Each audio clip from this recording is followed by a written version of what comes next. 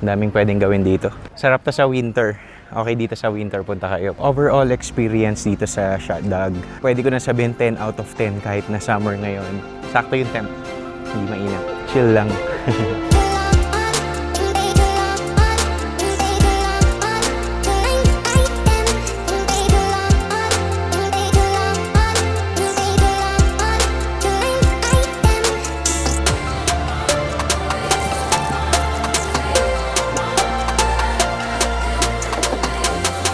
Set up na niya.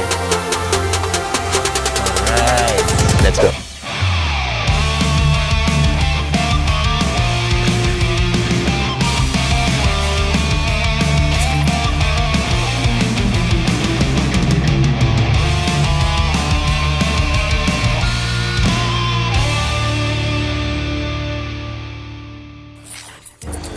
Sa ibang mga activities nila ito. Okay, may paragliding din. Okay din yung gravity cart. Parang gusto ko try yung gravity cart. Try natin siguro yan. Gravity cart. Pababa lang yan. Off-road, medyo off-road. Sige, try natin. Pero parang hindi ako makaka-drive. Pero sige, try natin. So guys, ito, ganito ang gagawin nyo. Bibigyan kayo ng QR code para sa video pag gold yung kinuha nyo. Kakabitan din kayo ng video cam dun sa cart nyo mismo. Pag video. Sa photo naman, pagbaba nyo mismo ng cart, bibigyan kayo nito ng QR na ganito. Ito lang siya sa may side na to. Sa likod niyan, may booth.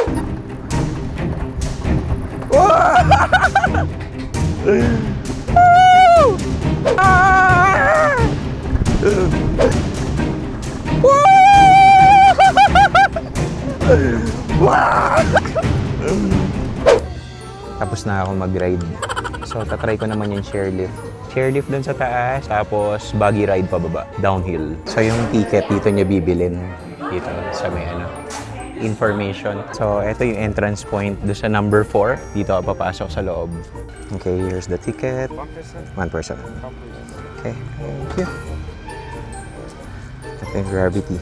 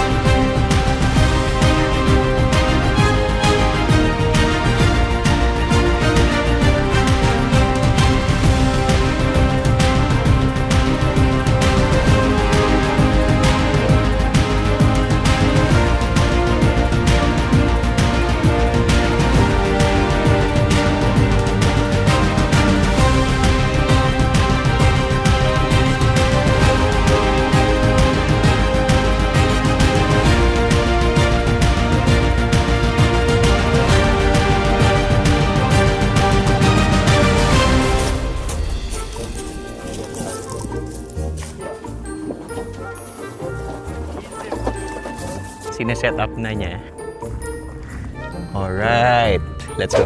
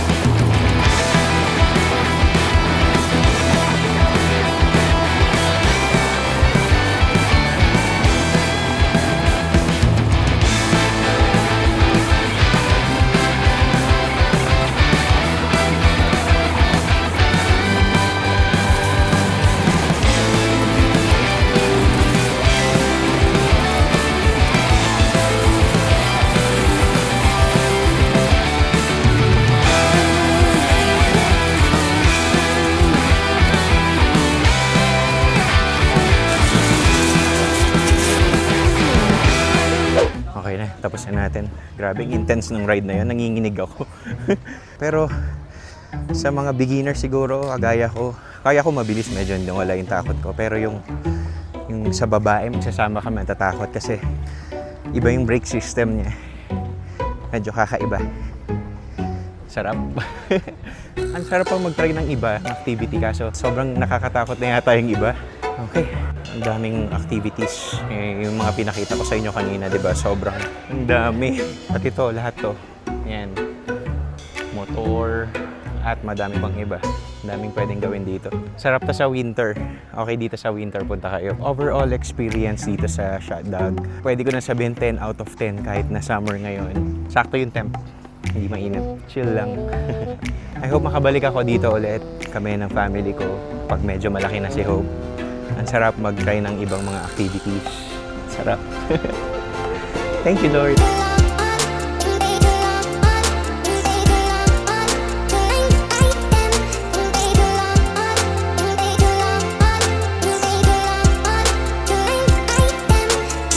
Forest na forest ang dato.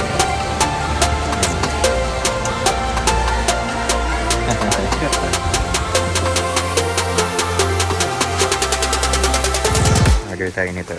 Azerbaijan peach lemonade. Kailangan natin subukan kasi yung mga ano nila, mga drinks nila, di ba? Pag nagbibisit tayo sa mga ibang lugar, subukan natin yung mga ibang food, saka drinks. Yeah. The chicken sandwich.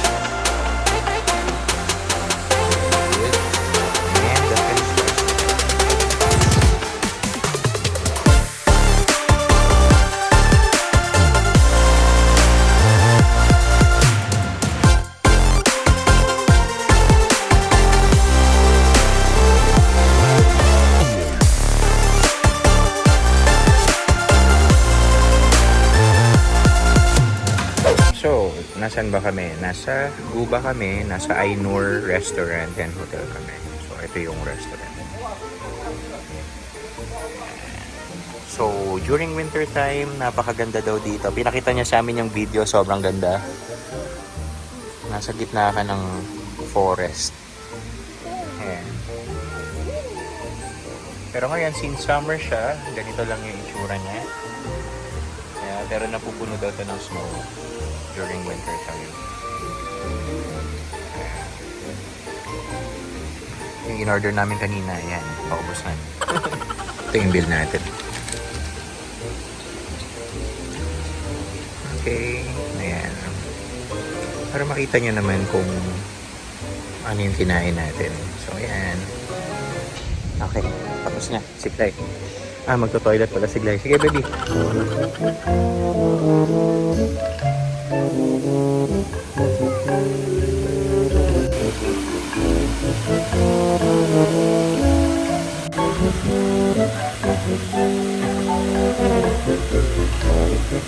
Merong ditong play area. Kaya naman si Hopi.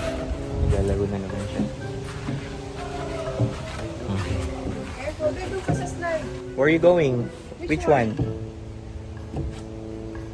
Doon. Nabangan mo doon sa kabila. Okay. Sit down only, okay? Okay. Okay. Whoa!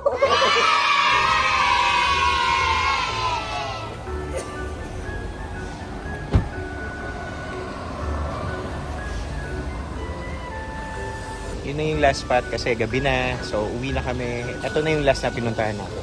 Okay?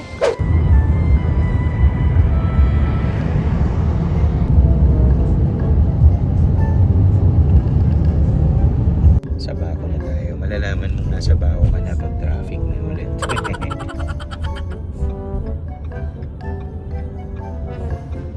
Lumabas muna ako ulit. Bila ako ng water para kay Hopi sa kanyang milk. Yun. Tapos, nakakatawaan ako kasi yung pasyal natin kanina. Yung namin natin napunta. Ay! Tapos na rin ang aming Azerbaijan travel tour. Kaya na-miss this place. Ilang araw lang kami dito. Siguro mga 5 days. Tapos, uwi na rin. Kasama na dun yung yung pagdating namin and pag-alis. So, 5 days. bitin, pero worth it naman dahil nakita namin yung ganda ng Azerbaijan. Grateful din kami dun sa mga tumulong sa amin, yung guide namin, si Sahil, yon. Legit nga pala siya, guys. Kung gusto nyong i-check din yung Facebook, Azerbaijan Travel. Nasa ano nga pala kami, Passage Boutique Hotel. And kung curious kayo kung ano yung itsura, ito yun. Okay, basic lang, king size na bed, toilet, ayan, nagbiblink pa yung ilaw. Ayan lang, basic na basic. Coffee, nanghiram na rin kami ng plancha. Kompleto na. Ready na kami paalis actually. Hinintay lang namin yung aming guide para pick upin kami dito. Alright. Yan si Hopi. Nagbibihis na siya. Parang kung babalik kami dito, masarap magpunta sa Shadag. Doon masarap mag-stay talaga doon. Doon na kayo mag-book. And maganda kasi yung interactivity. Nakita nyo naman, di ba, yung sa mga videos na ginawa namin. Sobrang amazing nung place. Ang ganda nun pag lalo na pag covered na siya ng ice. Di ba? Covered na ng snow. Pag ini-imagine ko pa lang, wow. Tapos sasakay ka ng coaster, sakay ka ng cable car. Amazing yun, di ba? Yung beauty ng Azerbaijan, I would rate sa mga ibang bansang nakita namin. Sobrang linis dito. Ang ganda ng lugar. Wala talagang makitang basura sa paligid. Lalo na sa Baku. Sobrang linis. Pati dun sa outskirt nila, sobrang linis din. Yan. Tapos yung, kita nyo yung mga buildings nila, ganyan yung mga design. Ganda. Okay, dito na tayo sa labas. Ito yung passage ito. We can I touch your neck? One more.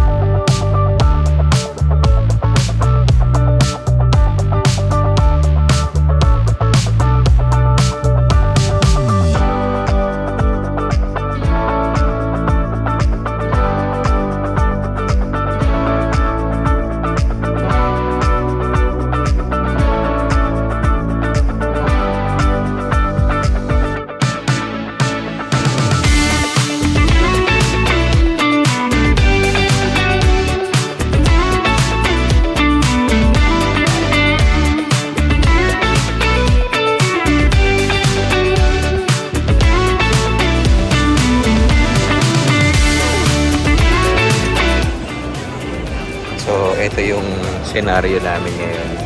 Aba ng pila, wala silang priority lane para sa mga may baby. So yung gate nila, paglabas mo na immigration, ayun na agad. Yun na yun. Ito na yung lahat. Makikita mo na lahat ng gate from here. So maliit lang siya.